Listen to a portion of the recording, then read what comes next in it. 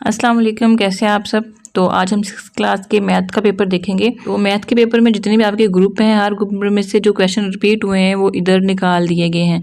तब अगर आप इन पेपर्स को अच्छे तरीके से कर लेंगे तो आपका जो पेपर है वो ऑलमोस्ट कंप्लीट हो जाएगा। ठीक है, तो इंशाल्लाह सवालात देखते हैं। इंग्लिश मीडियम वाले भी देख लें और उर्दू मीडियम वाले भी देख लें।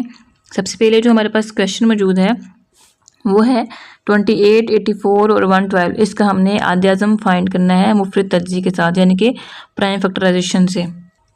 यानी कि हमने HCF फाइंड करना है प्राइम फैक्टराइजेशन के तरीके से। सेकंड क्वेश्चन देखें कि सही अदाद की मुतली कीमतों को तरतीब नज़ूली में हमने लिखना है। यानी कि हमारे पास हमने इसको पहले एब्सलूट वैल्यूज़ में लिखना है। ठीक है, इंटीजर्स दिए गए हैं, इसको पहले एब्सलूट वैल्यूज़ में लिखेंगे और फिर हमने इसको तरतीब सऊदी यानी कि असेंडिंग ऑर्डर में इसको लिख देंगे। तो इस तरह से आपका इस वैल्यूज़ कुछ भी हो सकती हैं। आपने पहले उसकी मुतली कीमत निकालनी होगी, एब्सलूट वैल्यू निकालनी होगी और फिर इसको तरतीब नज़ूली या तरतीब जो सऊदी है उसमें लिख देते हैं, यानी कि असेंडिंग और डिसेंडिंग ऑर्डर में। असेंडिंग ऑर्डर क्या होता है, पहले छोटा लिखते हैं और फिर बड़ा, बड़ा और बड़ा। और डिसेंडिंग ऑर्डर में क्या होता है, पहले बड़ा लिखते हैं फिर छोटा, छोटा और छोटा। ठीक है, सेकंड क्वेश्चन देखें, इसका पार्ट 1 है कि हमने साबित करना है, प्रूव करना है। ये नंबर हमारे पास दिया गया है। दोनों वैल्यूज़ को अगर आप सोल्व करेंगे ना तो दोनों तरफ सेम वैल्यू आएगी। अगर सेम वैल्यू आएगी तो प्रूव हो जाएगा कि ये ठीक है। दर्ज की निस्बत मालूम करें और सादा तरीन शक्ल में लिखें। हमने इसकी रेशो फाइंड करनी है। ये नंबर हमें दिया गया है, इसकी हम रेशो फाइंड करेंगे। नेक्स्ट क्वेश्चन देखें, पार्ट 1 है, इसको हमने शॉर्ट फॉर्म में लिखना है। 3x plus bracket 2x minus bracket x plus y plus 2x। तो ये हमारे पास क्वेश्चन है, तो वैल्यूज़ चेंज हो सकती हैं, क्वेश्चन इसी टाइप का होगा। ठीक है, तो आपने इनको अच्छे तरीके से देख लेना है। एहतशाम और सैफ़ की जो उम्रों का मजमुआ है वो 65 ईयर है। अगर सैफ़ की उम्र 32 साल है तो एहतशाम की उम्र फाइंड करें। नेक्स्ट देखें कि एक ट्रेपेजियम है जिसका जो रकबा हमने मालूम करना है। उसकी जो अज़ला की लंबाइयाँ हैं वो 7 सेंटीमीटर है और 3 सेंटीमीटर है। तो अगर इसके अमूद की लंबाई यानी कि जो परपेंडिकुलर है वो 2 सेंटीमीटर हो तो हमने इसका जो है रकबा फाइंड करना है।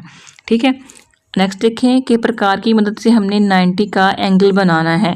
90 का एंगल भी देख लें और 30 का एंगल भी आपने इसको देख लेना है।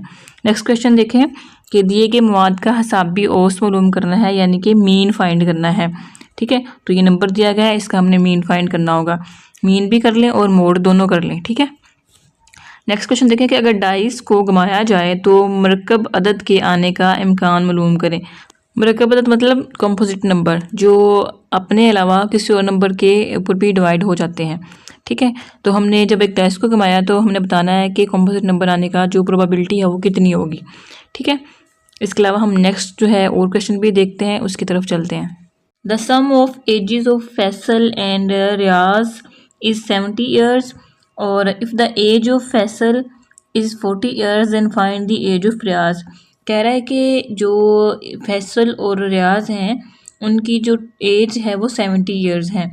अगर तो फैसल की एज 40 ईयर है तो बताएं, फाइंड करें कि रियाज की जो एज है वो क्या होगी। तो सिंपली हम 70 में से माइनस कर देंगे 40, तो 30 इसका आंसर आ जाएगा। ठीक है, तो आपने ध्यान के साथ लिखना है।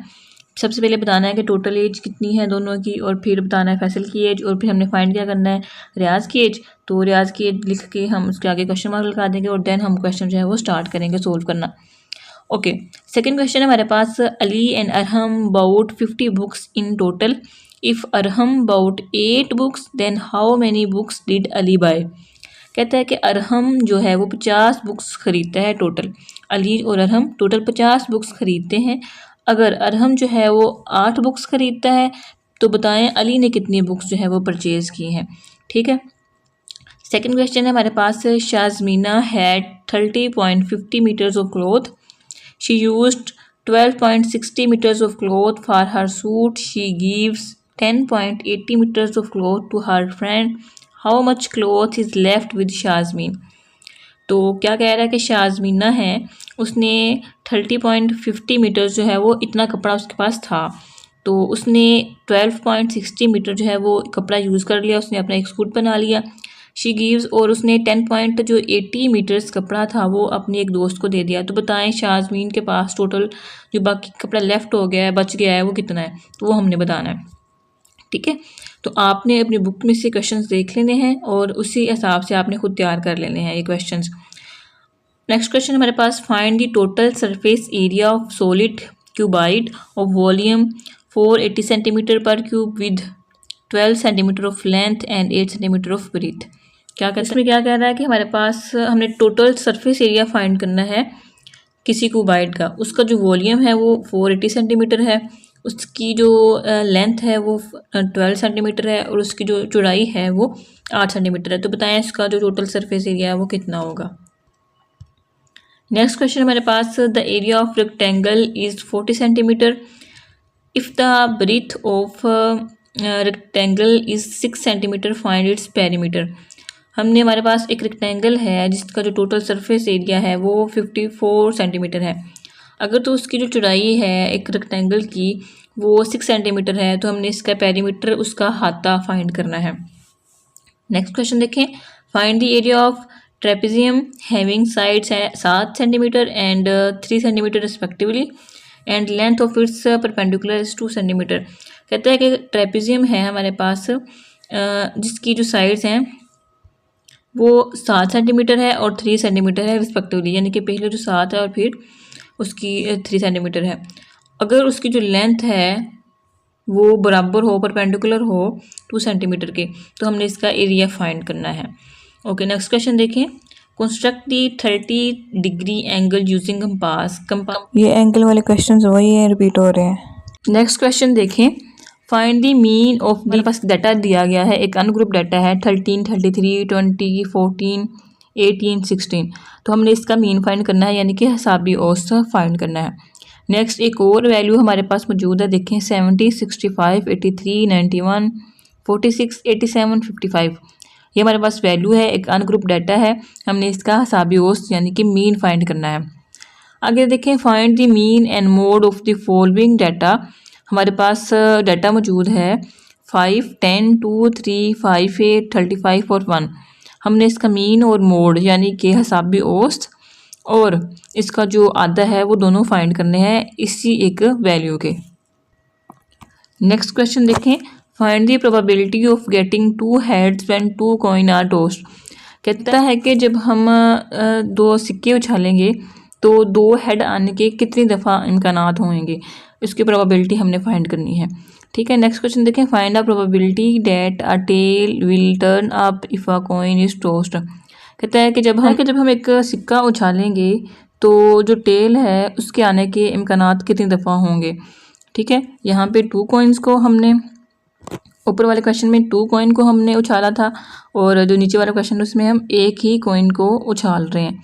ठीक है, तो आपने इन क्वेश्चंस को अच्छे तरीके से देखना है। सबसे पहले क्वेश्चन है कि हमने प्राइम फैक्टर फाइंड करना है डिवीजन मेथड के तरीके से 520। तो 520 को हम डिवीजन के तरीके से इसकी प्राइम फैक्टराइजेशन करेंगे। नेक्स्ट क्वेश्चन है हमारा LCM by prime factorisation.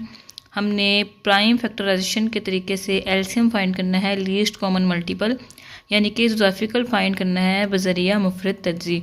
Number हमारे पास 12, 18 और 24 मौजूद है, इसका हम एलसीएम फाइंड करेंगे। नेक्स्ट क्वेश्चन है arrange the absolute value of the integer in descending orders. हमने, हमारे पास वैल्यूज़ दी गई हैं, पहले हमने इसकी एब्सोल्यूट वैल्यूज़ फाइंड करनी है, मुतलिक कीमत फाइंड करनी है और उसके बाद हमने इसको डिसेंडिंग ऑर्डर में लिखना है, यानी कि तरतीब नज़ूली में। ये नंबर्स दिए गए हैं, इसकी हम पहले एब्सोल्यूट वैल्यू फाइंड करेंगे और एब्सोल्यूट वैल्यू फाइंड करने के बाद हम डिसेंडिंग ऑर्डर में लिखेंगे, यानी कि पहले जो है वो हम बड़ी वैल्यू लिखेंगे, उसके बाद छोटी, फिर उससे छोटी और इस तरह से चलते जाएंगे। इसी का एक और क्वेश्चन है, सेकंड वैल्यू दी गई है यहाँ से यहाँ तक, हम इसका भी जो है वो सबसे पहले एब्सोल्यूट वैल्यू फाइंड करेंगे और फिर हम इसको डिसेंडिंग ऑर्डर्स में लिख देंगे। नेक्स्ट क्वेश्चन हमारे पास, हमने रेशो फाइंड करनी है, ये नंबर्स हमारे पास दिए गए हैं, यानी कि निस्बत फाइंड करनी है। और उसके बाद सेकंड क्वेश्चन है, इसकी भी हमने जो है वो रेशो फाइंड करनी है। 1 कंप्लीट 3/6, 2 कंप्लीट 4/10 और 1 कंप्लीट 2/3।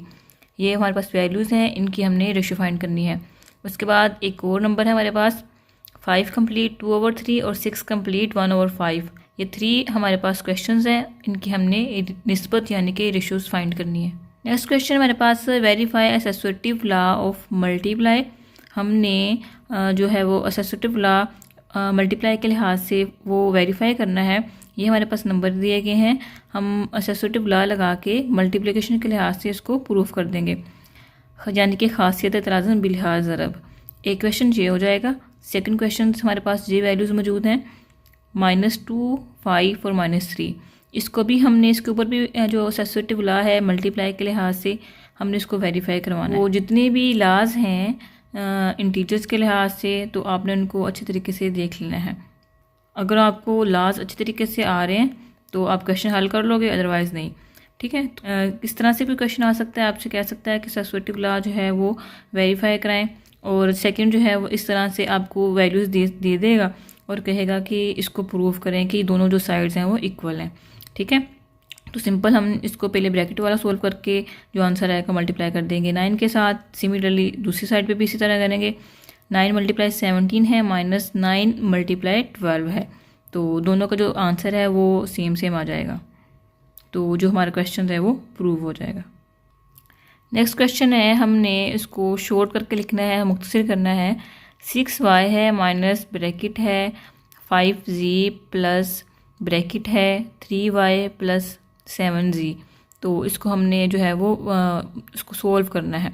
सबसे पहले इस ब्रैकेट वाले को सोल्व करेंगे, जो आंसर आएगा उसमें प्लस कर देंगे 5z और जो आंसर आएगा उसमें से हम माइनस कर देंगे 6y।